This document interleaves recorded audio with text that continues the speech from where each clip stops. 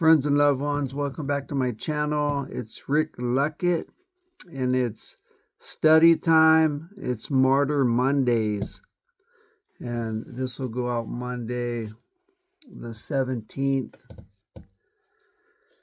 And we're going to look at the sixth persecution under Maximinus, AD 235. So this reign of Maximinus is called the year of the six emperors. So this is going to be a really interesting chapter in this book. There's six emperors that arose out of this short period of time, and one emperor favored the Christians and gave them a break, and then other ones were severe, and it was, and then with all the infighting and civil wars, and then attacks from the outside enemies of Rome. This was a havoc-filled time for Rome, boy. Okay, let's start reading right here. This is the sixth persecution under Maximinus, AD 235. In Cappadocia, the president of Cerimenius did all he could to exterminate the Christians from his province.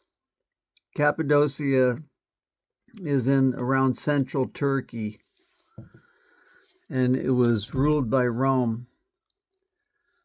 In Cappadocia, the president Cerimenius did all he could to exterminate the Christians from his province. The principal person who perished under the reign of Pontanus, was Pontanus, bishop of Rome. Emporers, the Grecian, his successor, who gave offense to the government by collecting the acts of martyrs. Pammachius and Quiritus, Roman senators with all their families. So they were Christians too, these Roman senators. They were like closet Christians. And many other Christians. Simplicius, that's the Roman senator and his family. And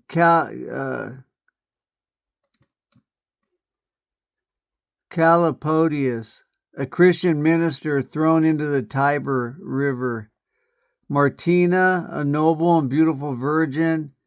And Hippolytus, a Christian paralyte, tied to a wild horse and dragged until expired. Awful.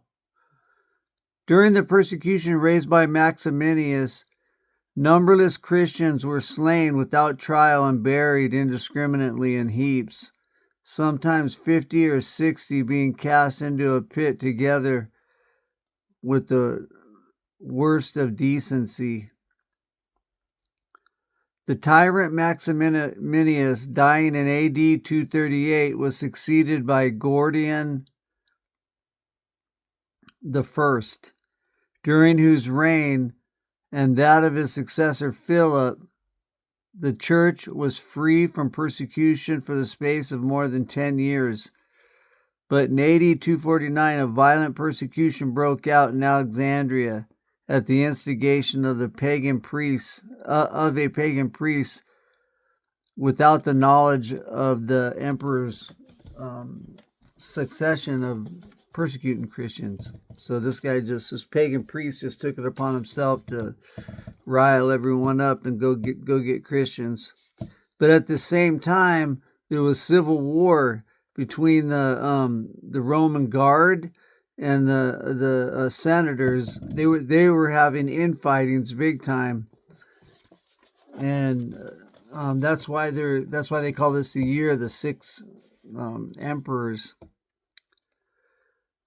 This was occasioned partly by the hatred he bore. So we're talking about this pagan dude that brought the persecution. This was occasioned partly by the hatred he bore towards his predecessor, Philip, who was deemed a Christian, and was partly by jealousy concerning the amazing increase of Christianity, for the heathen temples began to be forsaken and the Christian churches expanded. These reasons stimulated Decius to attempt the very extermination of the name of Christian. So he wanted to get rid of the Christians. So this guy, Decius, is one of the 6 Roman emperors that took over. I'm not, I got it written down here. I don't remember the line, but like many of them, like 3 or 4 Roman emperors died within a span of 3 months. It's pretty crazy.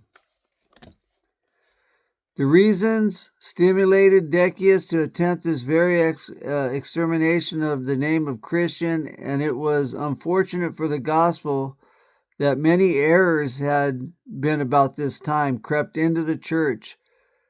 The Christians were at variance with each other, and their self-interests divided those whom social love ought to have united, and the virulence of pride occasioned a variety of factions.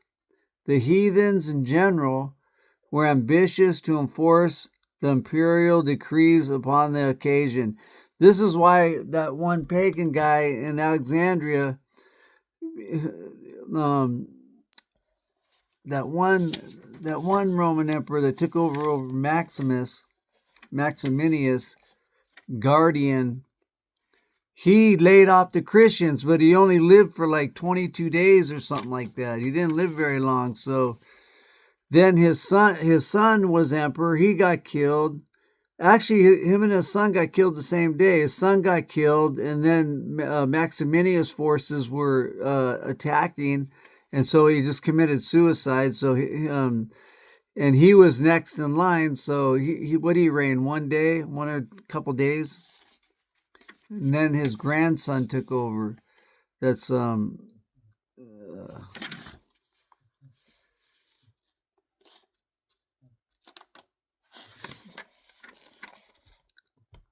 Gardinius III. Okay. Fabian, the Bishop of Rome, was the first person of eminence who felt the severity of the persecution. The deceased Emperor Philip had, on account of his integrity, committed his treasury to be in his care of this good man. But Decius, not finding as much as kindness to him, determined to wreak vengeance on the good prelate. He was accordingly seized, and on January 20th, AD 250, he suffered decapitation. Julian, a native of Sicilia, as we are informed by Saint Chrysostom, was seized upon for being a Christian. He was put into a leather bag together with a number of serpents and scorpions, and in that condition thrown into the sea. Peter, a young man, amiable for superior qualities of his body and mind, was beheaded for refusing to sacrifice to Venus, a planet. This is all demonic. We've talked about this before. This is a spiritual battle playing out in the flesh. This is madness. It's insanity. Oh man, I'm working on a good sermon. I'm going to be working on one about be content with what you have, because the devil wants to give you all kinds of goodies for ignoring God. You ignore God, and the devil will offer you all kinds of things. But you got to remember, the devil's a liar. He's the father of lies. He can't tell the truth. He's going to lie, cheat, and steal. He's going to, and the majority of the people in this world are in one way or another entangled with the devil through finance, through want, through fulfilling the desires of their flesh. It's a never-ending battle. And that's why you gotta fight the good fight. You have to walk in sanctification. You gotta have Christ on your mind all the time. Paul said, never cease in prayer. You know, early on in my Christian youth, I used to read verses like that and think, how do you never cease in prayer? That's impossible. But it's not. You have Jesus on your mind all the time, and you talk to him all the time.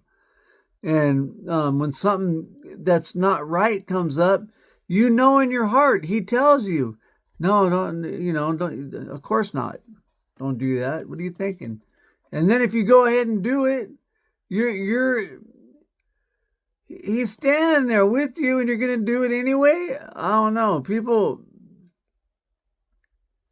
Christians these days got a strange relationship with God. And I'm not talking about anyone in particular. I'm just saying the Christian church.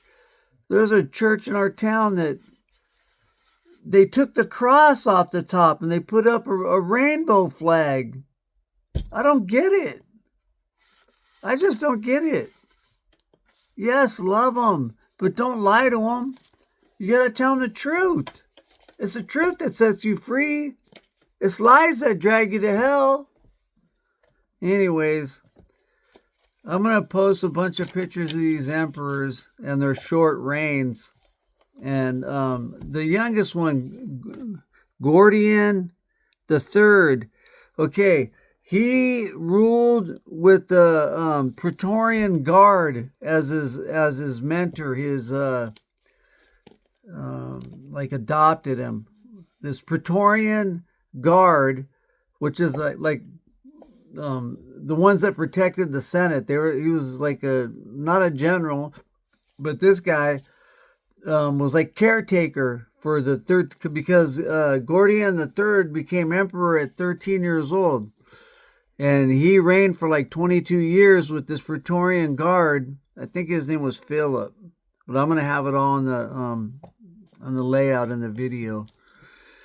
But so when Gordian III died in battle at 19 years old. What a short life. And he was emperor. He was emperor for most of his life. And then this Praetorian guy, Philip, took over as emperor. So that's where we are. Tonight wasn't as exciting. I mean, it's not exciting to read about Christians being martyred. The exciting part's going to be when Constantine shows up in 100 years from this date, from this 238 date. So Constantine shows up in around 240. Well, let me see. I wrote it down here.